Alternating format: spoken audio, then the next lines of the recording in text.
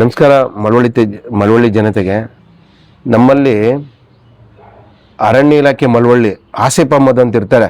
2019ರಿಂದ 21 ಗಂಟಲು ಗಿಡಗಳ ನೆಡ್ತೀನಿ ಅಂತೇಳಿ, ಪ್ಲಾಂಟಿಂಗ್ ಮಾಡ್ತೀನಿ ಅಂತೇಳಿ ದುಡ್ಡು ತಗೊಂಡಿರ್ತಾರೆ. ಒಂದು ಗಿಡನೂ ಕೂಡ ಇರಲ್ಲ.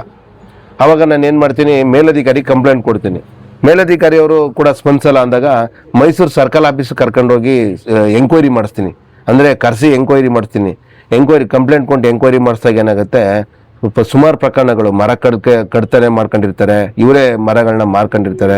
ಒಂದು FOC ಹಣ ದುರುಪಯೋಗ ಪಡಿಸ್ಕೊಂಡಿರ್ತಾರೆ. FOC ಅಂತಂದರೆ ಯಾವುದೋ ಒಂದು ಟ್ಯಾಕ್ಟ್ರಿ ಹಿಡಿದು ದುಡ್ಡನ್ನ ವಸೂಲಿ ಮಾಡಿರ್ತಾರೆ. ಇದನ್ನು ಕಾಂಪೌಂಡ್ ಚಾರ್ಜ್ ಅಂತೇಳಿ ಮಾಡ್ತಾರೆ. ಆ ದುಡ್ಡು ವಸೂಲಿ ಮಾಡಿದಾಗ ಏನು ಮಾಡ್ತಾರೆ, ಆ ದುಡ್ಡು ಕಟ್ಟಿರಲ್ಲ. ಅದು FOC ಹಣ ಅಂತ ಹೇಳ್ತೀವಿ. ಆ ಹಣನೂ ಕೂಡ ಕಟ್ಟಿರಲ್ಲ ಇವರು. ಮತ್ತು ಒಂದು ಫಾರೆಸ್ಟನ್ನ ಕೂಡ ಇವರು ಡೀಮ್ಡ್ ಫಾರೆಸ್ಟ್ ಆಗಿರ್ತದೆ, ಅದನ್ನು ಏಕಾಏಕಿ ಯಾವುದೇ ರಾಜ್ಯ ಸರ್ಕಾರ ಆದೇಶ ಇಲ್ಲದೆ ಇವರೇ ಹಸ್ತಾಂತರ ಮಾಡಿರ್ತಾರೆ. ಒಂದು ಸ್ಕೂಲ್ಗೆ ಮತ್ತು ಯಾವುದೋ ಒಬ್ಬರು ಪಾರ್ಟಿಗೆ ಹಸ್ತಾಂತರ ಮಾಡಿರ್ತಾರೆ. ಆ ಡೀಮ್ಡ್ ಫಾರೆಸ್ಟ್ ಎಲ್ಲಿ ಬರುತ್ತೆ ಸರ್? ಅಂತರಳ್ಳಿ ಗುಡ್ಡದ ಹಿಂದೆ ಬರುತ್ತೆ ಸರ್. ಅದು ಅಂದರೆ ಉಸ್ಕೂರು ಅಂತ ಆಗಿರ್ತದೆ. ಸ್ಕೂಲ್ ಒಂದು ಇರ್ತದೆ ಅಲ್ಲಿ, ಮೊರಾರ್ಜಿ ದೇಸಾಯಿ ಸ್ಕೂಲ, ಕಿತ್ತೂರು ರಾಣಿ ಚೆನ್ನಮ್ಮ ಸ್ಕೂಲ್ ಇರ್ತದೆ ಸರ್ ಅಲ್ಲಿ. ಆ ಸ್ಕೂಲ್ಗೆ ಆಗಿರ್ತದೆ ಅದು. ಅದೇನು ಮಾಡುತ್ತೆ, ಇವರು ಏನು ಮಾಡ್ತಾರೆ, ಅಲ್ಲಿ ಯತಮಾಡಿಗಾಗಿರೋ ಸ್ಕೂಲ್ಗೆ ಇವರೇ ಅಂದರೆ ಮೆಜರ್ಮೆಂಟ್ ಮಾಡಿ ಬರೆದಿರ್ತಾರೆ. ಅದೊಂದು ಮಾಡಿ ಎಲ್ಲ ಸುಮಾರು ಸಾಕಷ್ಟು ಎಂಕ್ವೈರಿ ಮಾಡಿಸಿರ್ತೀನಿ. ಮೈಸೂರು ಸರ್ಕಲ್ ಆಫೀಸಲ್ಲಿ ಇರಲ್ಲ ಸರ್ ಅಂತ ಇರ್ತಾರೆ, ಅವ್ರ ಹತ್ರ ಎಂಕ್ವೈರಿ ಮಾಡಿಸ್ತೀನಿ. ಬಟ್ ಇವ್ರೇನು ಮಾಡ್ತಾರೆ, ನನ್ನ ಮೇಲೆ ಇವರು ಎಂಕ್ವೈರಿ ಮಾಡಿ ಇಷ್ಟು ದಿನದೊಳಗೆ ನೀವು ಕ್ರಮ ಕೈಗೊಳ್ಬೇಕು ಅಂತೇಳಿ DFOಗೆ ಆದೇಶ ಮಾಡ್ತಾರೆ. ನೀವು ಆದಷ್ಟು ನೀವು ಇದು ಮಾಡಿ, ಇಲ್ಲ ನಾನು ಅದನ್ನು ರಿಪೋರ್ಟ್ ಮಾಡಿ ಅವ್ರ ಮೇಲೆ ಚಾರ್ಜ್ ಶೀಟ್ ಮಾಡ್ತೀವಿ ಅಂತೇಳಿ ಹೇಳಿ ಕಳಿಸ್ತಾರೆ. ಇವ್ರೇನು ಮಾಡ್ತಾರೆ, ಮಾಡಲ್ಲ ಅಂತಂದಾಗ ಬಂದ್ಬಿಡ್ತೀವಿ. ಬಂದಾಗ ನಮ್ಮ ಮಳವಳ್ಳಿಗೆ ಇವ್ರು ಮಾಡ್ತಾರೆ ಅಂತೇಳಿ ಬರ್ತೀವಿ ಮಳವಳ್ಳಿಗೆ ಬಂದಾಗ ಏನಾಗುತ್ತೆ, ಇವರು ಆಸಿಫ್ ಅಹಮದ್ದು ಮತ್ತು ಒಂದು ಅವ್ರ ಸಹಚರರು ಹೋಗಿ ನನ್ನ ಮೇಲೆ ಕಂಪ್ಲೇಂಟ್ ಕೊಡ್ತಾರೆ.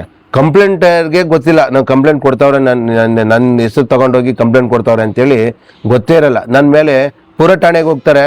ಇವ್ರೇನ್ರಿ MLC ಇಲ್ಲ, ಇದೆಲ್ಲ ಇಲ್ಲ, ನಾವು ಮಾಡಲ್ಲ ಅಂತ ಹೇಳ್ತಾರೆ. ಮತ್ತು ಗ್ರಾಮಾಂತರ ಪೊಲೀಸು ಸರ್ಕಲ್ ಅಲ್ಗೂರು ಸರ್ಕಲ್ಗೆ ಬರ್ತಾರೆ.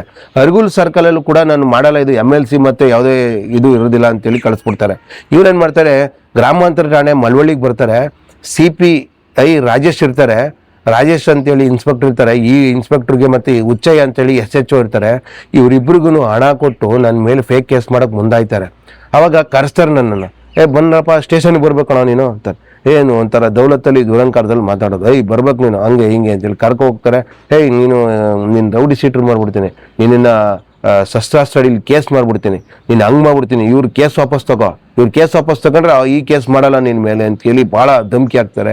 ನನ್ನ ಸುಮಾರು ಒಂದು 20 ಬಾರಿ ಸ್ಟೇಷನ್ಗೆ ಕರೆಸ್ತಾರೆ. ನಾನು ಒಪ್ತೋದ ಕಾರಣ 31/12/2020 ನನ್ನ ಮೇಲೆ ಕೇಸ್ ಮಾಡ್ತಾರೆ. FIR ಆಗುತ್ತಾ?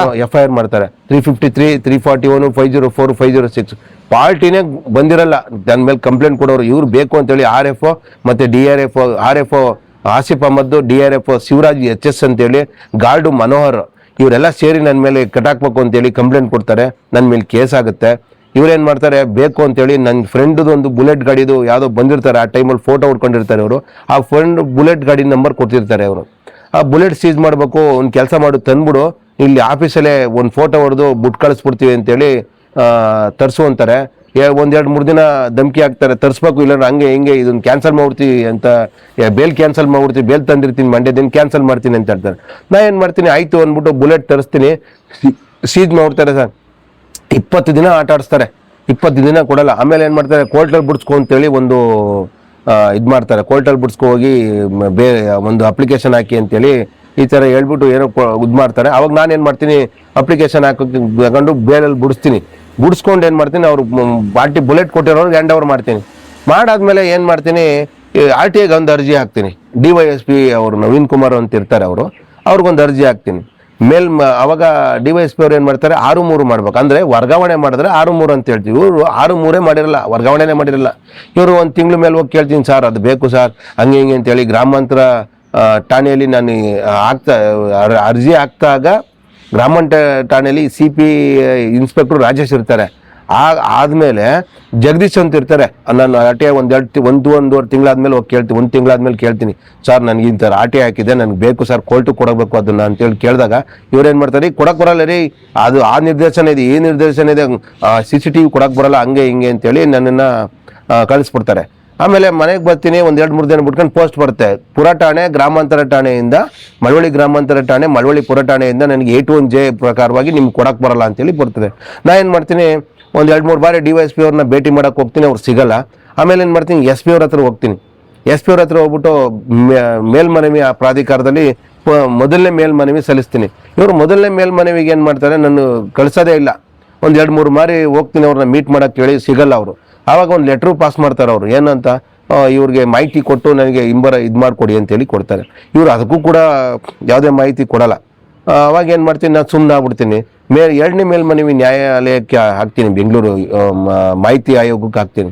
ಮಾಹಿತಿ ಆಯೋಗದಲ್ಲಿ ನಾವು 27ರಲ್ಲಿ ಹಾಕಿರ್ತೀನಿ. ಬಟ್ ಇದನ್ನು ಬಂದಿರೋದು ಹೋದ ತಿಂಗಳಿಂದ ನನಗೆ ಬರುತ್ತೆ. ಇದು ಮೀಟಿಂಗ್ ಬನ್ನಿ, ಇಲ್ಲಾಂದರೆ ಬೆಂಗಳೂರಿಗೆ ನೀವು ಭೇಟಿ ಆಗಬೇಕು, ಇಲ್ಲಾಂದರೆ ಮೀಟಿಂಗಲ್ಲೇ ಭೇಟಿ ಆದರೆ ಸಾಕು ನೀವು ಅಂತೇಳಿ ಬರುತ್ತೆ.